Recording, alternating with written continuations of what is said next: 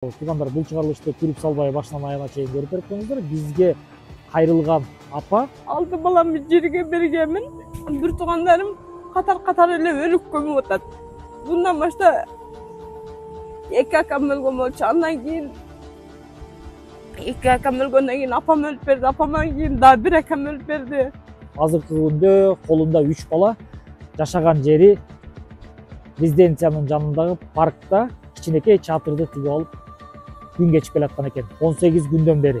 Каналдан четтеп айтыңыздар, сиздер менен мен Азаке, Елуксун YouTube каналы. Менин артымда турган ушул балабыз Жолдош чыныгы сиздердин жардамыңыздарга муктаж. Операция кылыш керек экен. Бир гана ошо чет өлкөдө гана операция болот экен. Кыргызстанда операция болбойт экен. Ата-энеси Кыргызстандагы болгон больницаларга кайрылыптыр. Эч ким гарантия бербептир да. Өмүрү кыска деп айтканда доктурлар. Ажал жеткенин көрө жатарбыз да, Кудай басып кетсин деп Кудайга тилип атат. Өздөрү менен тең балдар буту басып жүрөт, окуп атат 5-класс. Мен деле ошо баламдын тату басканын каалайм да.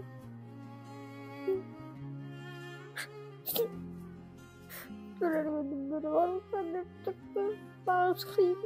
Тысып оорус менен ооруйт. Башына да давление деп чыккан. Индияга же Туркияга операция кылышыбыз керек экен.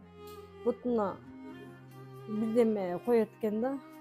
Ага о дарысына дагы бүт сатып берет экенбиз өзүбүз. Кайрымдуу кыргыз элим четте карап турбай ушул Жолдоштун басып сакайып кетишине салымыбызды салып калалы. Апасынын М-банк номери жана WhatsApp номери 0999 30 09 83. Мээрим М деп чыгат. Туугандар, келиңиздер. Колдон келишинче жардамыбызды берип коелу. Саламатсызбы? Саламатчылык. Бул жерге эмне болуп келип калдыңыз? Ушул резиденциянын тегерек четинде жайгашып калыптырсыз паркта. Жаныңызда жашы жете элек өспүрүм балдарыңыз бар экен. Саламатчылык. Менин атым Дамира. Буяка келген себебибиз квартира таппай ушудан келгенбиз. Ал жакта Ош базардын тегерегинде жашачу элек, Динара Асанова деген жакта. Ал жакта ремонт кылам чыккыла деди. Үйдүн эгасы айтты. Анан кийин коюп тур 1 айга чейин десек, 1 ай макул коюп берейин деп коюп берди. 1 айга деле жеткен жок. 3 күндүн ичинде светин кыркып таштады. Анан кийин квартира тапкыла болгула деп бызылдады эле, квартира таппай. Айла жок. Ушу түндө саат 11-лерде квартира машина менен жүктөп чыктык бул жерде. Издеп келип такыр эчтекени таппай коюп, акыры ушул жерге келип түштүк. Ушул Түн резиденция жерде, ошо. Бияқта резиденция экенин билчү элеңиздер? Мен билбедим. Билбей эле ошо шопурго ошондойраак жерлерге карай берек деп жолдо келип туруп эле ошо түнү саат башта 11-ге жакын келдик да. Анан келип балдарыбыз да уйкубуз келди, уктабыз келди деп айла кеткенде, ошерге түшүрө бергилечи дедик. Эптеп консок болду дедик. Кудайдын айтканы болор деп бул жерде түшүрдүк. Да сипор таппайбыз дагы эле. Квартираны такыр таппайбыз, балаларды албайм дейт. Канча балаң бар дейт, 3 балам бар десем, 3 балаңы албайбыз дейт. Эч нерсе кыла албай калдык акыркы күндөрү. Буга чейин ошол Кулиева көчөсүндө квартирада турдуңуз, а? Ооба. Канча турдуңуз аякта? Канча? Ал жакта 4 жыл турдум. 4 жыл. 4 жыл турдум. Айына канчадан төлөчүңүз? Биринчи киргенде 6000 болду. Анан 1 жылдан кийин 12000 кылды. Анан макул дедим. Көтөрөлсө да эми квартира көтөрүлүп атат дедим. Ага да ыраазы болдум. Андан кийин 18000 кылды. 18000 кылганда да ыраазы болуп төлөдүм. 18000ди 5 ай төлөдүм, ыраазы болуп. Анан төлөп алсам, жок, мен деди 45000 кылам деди. 45000ге төлөсөңөр жашаганыңар келсе, ремонт кылып берем, паровой киргизип берем. Ошо 18000ге чыдасаңар жашагыла, чыдабасаңар мен деле үйдүн үзүрүн көрөм деп үй жасаганмын деди. Үйдүн хазайыны. Анан үзүрүн көрсөң майлы дедим, бошотуп берейин. Мен 18000 45000 төлөгөнгө кудуретим жетпейт дедим. 45000 мен үчүн оор. Азыр кыздарыңыздын жашы канчада? Кызымыкы 15ке чыкты, 13кө чыкты, 10го чыкты. Кичүүсү 10до. Кичүүсү 10до. Улуусу 15те. Чоң эле балдар экен. Анан ушул балдар менен батирлерге албай атабы квартира? Албай атат. Сен көп жыл келсиңер дейт. Мен айттым хозяинына делечи, ошо чалган хозяиндарга айттым, чычкан сийгенден өтүп калган менин балдарым чоң. Өз путу менен эшикке чыгып, эшикеликтен кирет десем да жок, көпчүлүгү кезген мен албайм көпчүлүгүңөрдү дейт. Азыр эми 1-сентябрь жакындап калды. Кандай дайындык болуп атат? Өзүңүздөр азыр убактылуу ушинтип көчөдө жашап атсаңыздар дегендей. Эми эч кандай дайындыгым кыла албай атам. Мен калкам неме балам. Эми кантип мектепке жеткизем деп да корком. Күйөөм таап каза түзүк таппай калсачы депчи. Азыр эми соцзащитадан эч ким келип эчтеке деген жокпу? Бул балдар, мектеп окуучу балдар, өспүрүм балдар ушинтип эшикте жашап Ушердин атса. участковый келди. Ушердин участковый келип туруп, эртераак квартира таап алсаңыз жакшы болмок деди. Эки участковый кайра мени мазактады. Андай жакка көчүп алып, чатыр куруп, андай жакка отуруп албайсызбы? Хотя бияка эмне кылабыз? Жолдун боюна отурбай эле андай жакка жылып албайсызбы деди. Анан кийин мен айттым, жылганга деле убакыт келген жок экем. Түн жарымда болду. Балдар уктайбыз деп бызылдагандан айла жок ушул жерге түштүк дедим. Десем анан кийин соцзащитаны чакырды. Чакырды эле мен айтты. Балдарыңды алып кете албайм. Эженин баардыгы жакшынакай эле экен.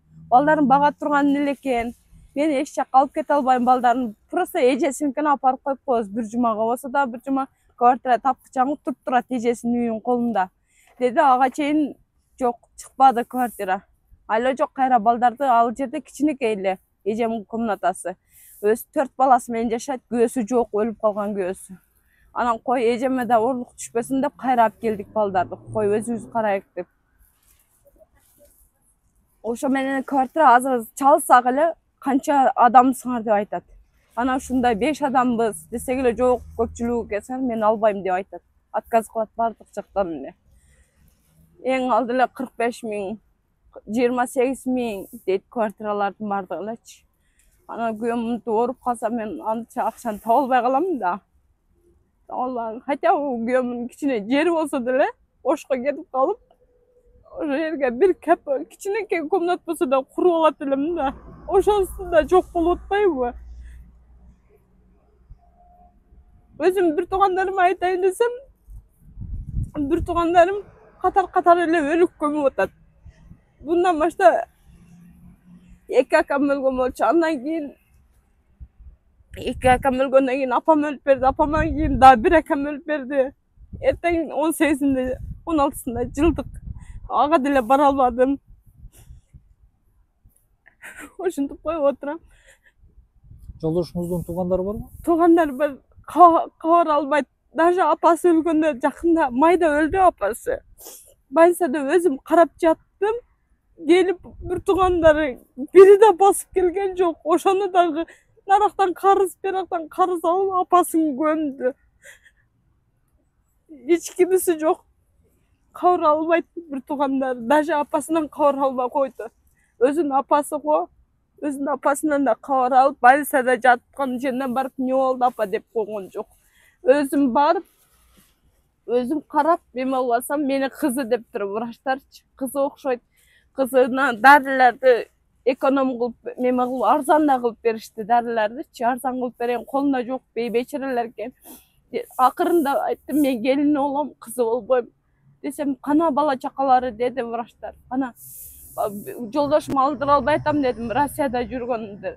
Aldıra alбай атам келбей атат деп айттым. Айтсам анан кийин 2 күндөн кийин өлүп берди кайнем колума. Анан моргто 2 күн жатып калды, күйөөмө акча таап келгичеңди. Анан кийин айылга апарып, айла жок карыз кылдык ар кимден. Акча топтоп, ошентип ата-анан кайнемди көмүп келдик айылга апарып. Жер үлүшү жок, же башка жеринде эчтекеси жок. Айла жок, бирөөнүн үйүнө апарып коюп келейик деп ошо суранып атаман ошол жака апарып коюп келдик. Ата уба жерине. Ошентип отуруп калдык. Азыр ошо банктан да карыз алып көрдү күйөөм. Ошо карыздар доолай бергенде ар банктан алды.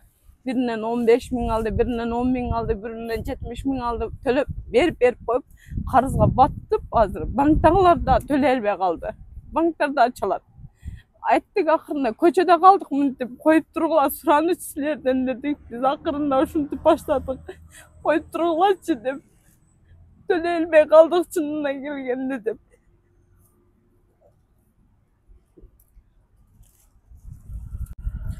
Азыр эми бул чыгарылыштан кийин соцзащитадан чалып балдарыңызды убактылуу балдар үйүнө алып барып окууга кам көрсө макул эле болосузбу? Жок, мен ажыраткым келбейт. Мен мындан башка 6 баламды жерге бергенмин. Мен балдарымды ажыраткым келбейт өзүмдүн жаныман. Балдарымдан эч кече деле социалисттарга түшүндүрүп айттым. Мен балдарымды ажыраткым келбейт. Мындан башка мен 6 баланы жерге бергенмин. Ушунча мен өзүмдүн жанымда жүрсүн, жардам берсеңер дагы өзүмдүн жанымда жүрүп жардам бергиле деп суранып атам. Ушу боюмдан эле 9 ай көтөрөм. 9 ай көтөргөндөн эле чарчап калып атты. 3 эгиз кызым чарчады. 3 уул болчу. 3 балам чарчап калды. Мен 6 баламды жерге берип отуруп калганмын. Мен азыр баладан эч мындай эмесмин. Балдарымды эч жерге бергим келбейт. Менден ажыратпай эле койсун балдарымычы. Мен ушундан суранам. Эч ким менен балдарымды ажырата көрбөсүн. Буга чейин ушундай маселе болдубу? Ажыратабыз деген маселе болдубу? Кечеге деле ошентип келишти. Балдарыңызды ошол жака апарып таштайбыз, анда мындай кылабыз дешип. Анан айлар кеткенде чоң мемеге да бардык, бизди балдарыбызды ушинтип ажыраткан атат десек, неге ажыратат экен? Жашооңор нормальный болсо, квартира таппасаңар силердин күнөөңөр эмес да. Ал эми күтүш керек, ошо ажыратпастан мен чалып айтып деп коем деди. Анан чалды деп, неге буларды ушинтип атасың? Жашоосу нормальный болгондон кийин квартира тапкычаң, кайра наоборот жардам берген квартира тапкычаңды дедиле. Боптур деген боюнча эч кимибиз ошондон кийин кабар албай койдук. Не болду, эмне койду деген жок эч ким. Ушул жерде эле алып жаттык балдарым. Ушул жерде эле эптеп курсагын тойгозуп, ысык тамак деле кээде ичип калат. Базарга алып түшүп айла жок ичирип келем. Болбосо ушул жерде эле курук нан, курук чай менен, меме менен эле, нандар менен, суу менен эле отурат балдар. Ушинтип коюлуп, жашообузду ушинтип жерден өткөзүп атабыз. 17 күн болду бүгүнкү менен. Ушул жерде жашаганыбызга. 17 күндөн бери ушул жердебиз. Ушул жерде эле балдарым карап, ушул жерде жолдошум исламия ишке кетет. Булар жалгыз таштап коеюн десем, мына ээн тала. Балдар таштай албайм. Бойго жетип калды кызым. Андан корком. Ушул жерде эле балдарым карап эле отурам, эч жака жыла албай эле. Ушу сиздерден суранам, ушу маселени чечип бериңиздер. Эң главный ушул, сиздерден өтө көп суранганым ушул. Ушуну чечип бериңиздер мага.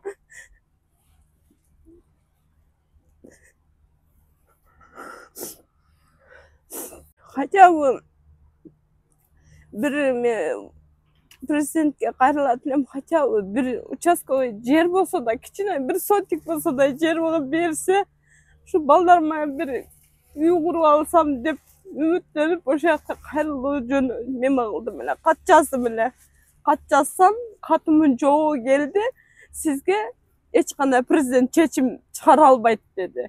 Президенттин колу бош эмес деди. Андай көйгөйдү чечпейт деди. Президент деди. Ошол жактан чалып мага звонок кылды. Арызда таштадым. Айылыңызда өзгөндө үйүңүз жок? Үйүм жок. Эми үй бүлөлүү өлкөлөрүм бар. Ар кимдин өзүнүн жери, өзүнүн үйлөрү бар. Ар ким өзү менен өзү, өзүнүн окаты менен. А жерде ашыкча жерлер жок. Ашыкчаларды азыр өкмөт алып коюп атпайбы? Эч кандай жер бери жок айылда. Үй бүлөлөрү жок. Эң главный ошо үй мемесин чечип берсе, мемеге кредитке берсе деле ошону төлөмөкмүн. Хотя ошону чечип берсе, ушинтип балдарым талада жатып, талада турбай, кичине хотя болсо да үйүбүз бар деп эме болуп калат эле. Ошентип суранып атам. Мен сиздерге ошондон кайрылганым себеби ошол болчу. Ошондон кайрылганмын.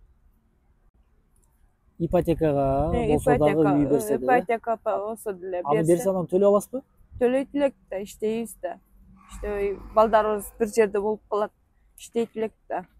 İşte төлөйт элек ошону деле.